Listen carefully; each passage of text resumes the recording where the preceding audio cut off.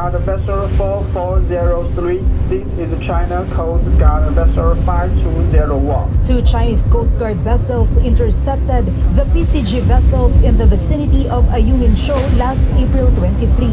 This is BRP Malapascua.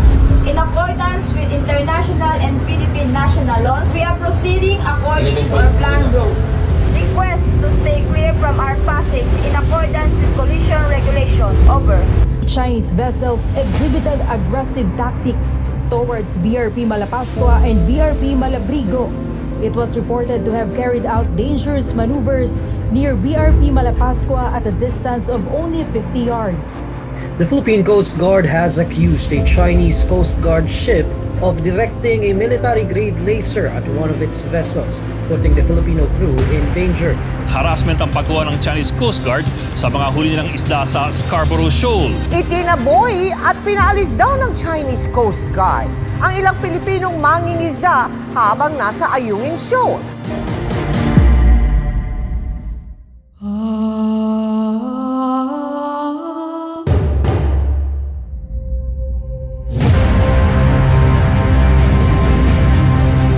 Kaya ba nating tumindig sa China? Kaya ba nating kalabanin muli ang isang dambuhalang bansa? Ano ang kailangan nating paghahanda? Ano ang nakataya? The Philippines won against China. It is a message that should be repeated over and over again. Hindi tayo papayag na tapakan tayo ng kahit anong bansa. There is no other option but to stand united behind the Philippine victory in The Hague and in opposition to the illegitimate territorial claims embodied in the so-called 9-dash line. Hindi katanggap-tanggap ng ating mga kababayan, lalo na ang ating mga mangingisda ay ginagamitan ng karahasan ng dayuhang China na makapaghanap buhay na mapayapa sa West Philippine Sea. Tama na. Sobra na. We will not cower in fear, that we will fight with them. Lalaban tayo sa panghihimasok ng gobyerno ng China sa ating exclusive economic zone. As the BRP Sierra Madre, tattered by the weather and battered by history, continues to stand defiantly as a symbol of a country that will not yield, not one nautical inch, so too must we stand. Hindi dapat natin ito palampasin. Ang sa Pilipinas ay sa Pilipinas. Let us take heart from the courage of our own people, the fisherfolk who still venture out to sea, the Philippine Marines who stand their ground on a rusting ship. Gawin po natin ito para sa kanila, para sa ating mga anak, para sa mundong pinoprotektahan ang mahina at nirerendahan ang malakas. At higit sa lahat, para sa minamahal nating Pilipinas. The Chinese harassment towards Filipinos in the West Philippine Sea should stop now.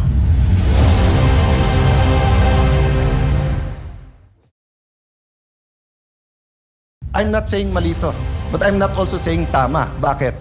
Hindi ko po naririnig kung anong instructions ng presidente sa DFA.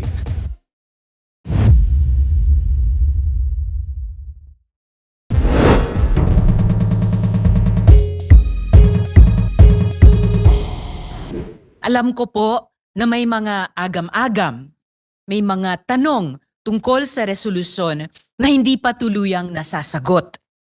Kaya ba nating tumindig sa China? Kaya ba nating kalabanin muli ang isang dambuhalang bansa? Ano ang kailangan nating paghahanda? Ano ang nakataya?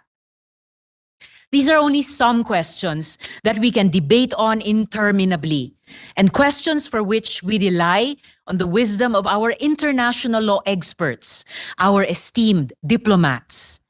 But as elected representatives of the people, we carry the weight of every Filipino's hopes, dreams, and aspirations. Our citizens look to us in the Senate to defend our homeland and their future. Mr. President, Dear colleagues, there is too much at stake. If we do nothing, there is too much to lose. Considering all that we stand to lose, I maintain that there is no other option but to stand united behind the Philippine victory in The Hague and in opposition to the illegitimate territorial claims embodied in the so-called 9-dash line. Mr. President, taking this to a vote before the United Nations, knowing the stakes, knowing who we are up against, is us telling the Filipino people that we will not cower in fear, that we will fight with them.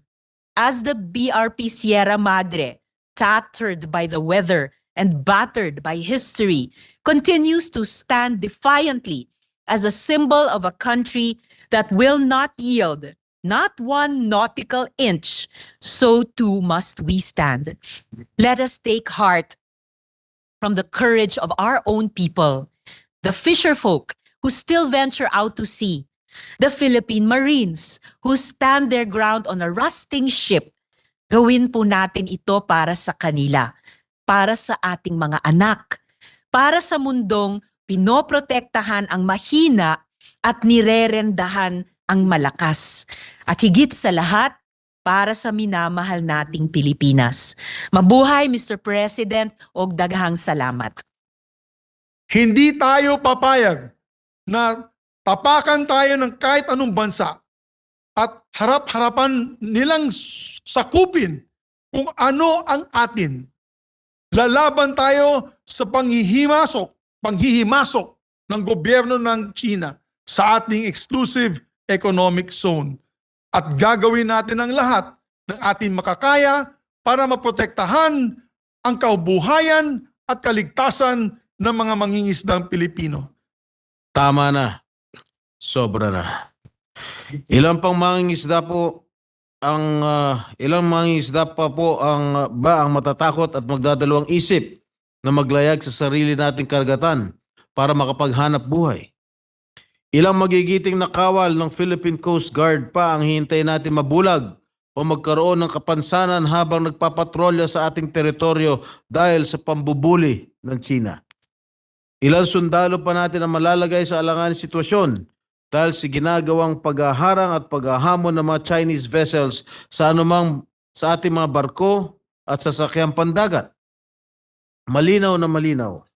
Mula sa mga binitawang salita ng kanilang mga matataas na opisyal at sa ginagawang pagkilos ng Chinese militia, hindi kinikilala at nirerespeto ng China ang naging desisyon sa The Hague. The Philippines won against China. Maliwanag na maliwanag. It is a message that should be repeated over and over again at every opportunity, including at the August Chamber of the United Nations General Assembly. We are a David to China's Goliath. Hindi katanggap-tanggap ng ating mga kababayan, lalo na ang ating mga mangingisda, ay ginagamitan ng karahasan ng dayuhang China na makapaghanap buhay na mapayapa sa West Philippine Sea. Mas nakagagalit din na pati mismo ang ating military personnel ay nakakaranas ng mga unlawful aggression sa kamay ng mga dayuhan. Hindi dapat natin ito palampasin. Ang sa Pilipinas ay sa Pilipinas. The Chinese harassment towards Filipinos in the West Philippine Sea should stop now. Bakit po sa resolusyon na to, China lang po ang ating tinutukoy? Or why are we concentrating only or limiting this resolution to China? Why don't we also ask the UN to look into why Vietnam and Malaysia are intruding into our waters? Forum for us to get justice. I'm not saying it's the wrong forum. What I'm saying is that under our constitution and jurisprudence, the chief architect is the president. It has never been the House or the Senate. So it is the President who will say what is the strategy, where we will go. But Mr. President, with your permission, I'll just show the other pictures. But I'm saying, Mr. President, in our desire to do something we have to ask first, tama po ba na sa UNGA? Secondly, in our desire to do something against the biggest one, dahil mas malaki ekonomiya, mas marami sila, mas malakas ang kanilang Navy, do we ignore our problems naman with Vietnam and Malaysia? And lastly, Mr. President, yes, mali kung nagsabi ang China na hiningi nila. But again, I mentioned this to the majority leader. Under international law, kung meron kang something in space at mahulog, hindi pwede kunin ng ibang country yon. The only thing you can do is inform that country at sila kukuha. So kung may nahulog galing sa satellite ng China sa Pilipinas, ang obligasyon ng Pilipinas, tawagan ng China at kunin. Hindi rin pwedeng makipag-agawan ang tao natin. Baliktarin man natin ang sitwasyon. Sinabi ni Pangulong Marcos, may 2 tayong bagong satellite. Pag yan po nahulog, let's say in between the waters of Hong Kong and mainland, we cannot get it. The Chinese cannot get it. They're obligated to tell us. Ngayon, kung may miscommunication or they lied to us, mali, I do not excuse that. No? I was a very tough negotiator. Grabe po ang mga sinabi ko behind closed doors because yun po ang instruction ni President Duterte. Remember, a diplomat cannot say anything of his personal opinion. Only that of the instructions of the chief diplomat. So that's what my point here today, Mr. President. The chief diplomat has not stated that he wants this taken up sa UN. And yes, we're not a rubber stamp. And yes, may sariling pag-iisip ang Senate. Pero ang konstitusyon mismo nagsasabi na dapat ang presidente ang may diskarte at jurisprudence ay nagpapatunay nun. Sabi po dito, Pimentel versus Executive Secretary, GR 158088, July 6, 2005. In our system of government, the president, being the head of state, is regarded as the sole organ and authority in external relation and is the country's sole representative with foreign nations. This would put the Senate and executive in an awkward position and could cause embarrassment in the Senate if the president orders the DFA not to file the resolution. On the other hand, if it is going to file the resolution, why not hear this in committee, get the input of the National Task Force, get the input of 24 senators, and strengthen it? There's another question of, is it the General Assembly or is it the Security Council? Because in cases where peace is at stake, the Security Council has the authority. Or is it a case of implementation? So should we go back to the permanent court of arbitration? So that's my point, Mr. President. Even I'm not saying malito, but I'm not also saying tama. Bakit? Hindi ko po naririnig kung anong instructions ng presidente sa DFA. Hindi ko pa po naririnig ang ambassador natin sa US. Ano yung sinasabi niyang bagong guarantee ni President Biden? Iyan po ba ay guarantee sa freedom of navigation lang or pwede na tayo mag-dig for oil? Pwede na tayo mag-drill? So this is such a complex, but I would agree with you, Mr. President. I see your passion. I talk to you in the back in your office and you are just, full of frustration na ang linaw naman na sa atin to. But as I'm saying, Mr. President, Malaysia has its frustrations, Vietnam has its frustrations, even China sometimes has its frustrations with other countries, with world powers, and even with dealing with us. For example, Mr. President, meron tayong meron tayong agreement, walang magtatayo. There was a time that some of our fishermen with some of our personnel tried to put nipa hats, sabi pahingahan lang daw. So syempre nag-react yung China. And magalit man yung iba, tama sila mag-react. Bakit? Pumirma po si Blas Ople dun sa ASEAN sa agreement na pagbakante yung mga island, mga features, wala muna magtatayo ng kahit ano. And President Duterte asked me, Alan, ba't tayo hindi pwede magtayo ng kubo? Para lang naman shelter ng fishermen yon. Sir President, I will give you 2 reasons bakit hindi pwede. Number 1, yung declaration of conduct. Number 2, yun ang ginawa ng Chinese eh. Sabi nila kubo lang, then ngayon punong-puno na. So alam na nila yung style na yon, kaya worry sila pag yung iba. So do I condemn them for doing that? Yes. Dapat yan wala. Dapat walang nakatayo sa mga island na yan. Tayo lang po, sa lahat ng claimant, tayo lang po ang disente, so to speak. Bakit po? Basic lang ang binibigay natin sa ating mga militar na nandun. Hindi natin minimilitarize to the point na it becomes a threat to our neighbors. But as the pictures would show, the Malaysian pictures, the Vietnam, this is a threat to our national security. Meron na pong submarines ang Vietnam at Malaysia. Pag ang China po ay nag-retreat at umalis dun sa mga islands na hawak po nila, malaki po ang problema natin. Bakit? Ngayon po yung consensus madali kasi malaki yung China. So madaling sabihin po, bully sila. Pero po ang Malaysia is smaller than us. So if we have a dispute with Malaysia, what will the US say?